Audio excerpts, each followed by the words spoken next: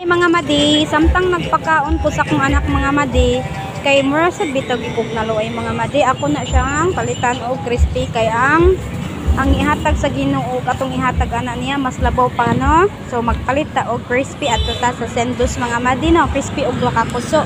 Naama ko 50 diri mga madi. Ako ni siyang ipalit no, na ade miss katoni nag-deliver mi, nagpa-skill pa man sila, so ako sana siyang palitan no. So diri day mga madi kay paayuhanan sa motor. So kani diri mga madi mao ni Sendos mga madi, ara dako na kay lugar ang ila aning kuan kay free rice man ni diri kung mukaon mga madi no. Atong palitag usa ka crispy og duha ka puso.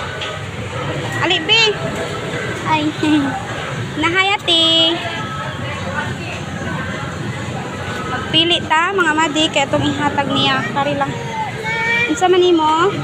Ay, ayaw na ka tara. One lang.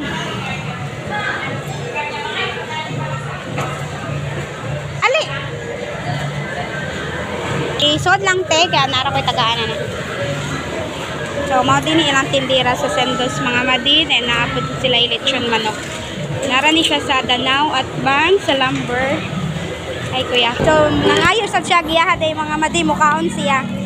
So adto ta mo balik na ta niya mga madi.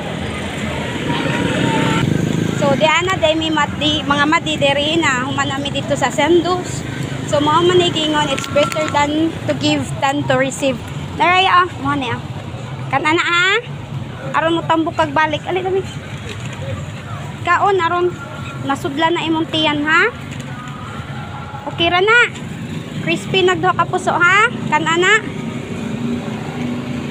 Kita mga madi kana ang presyuha sa pagpalit na ko na madi 30 ra gina. Bisag unsa na siya kagamay ang Ginoo na lay bahalag balos sa to ano.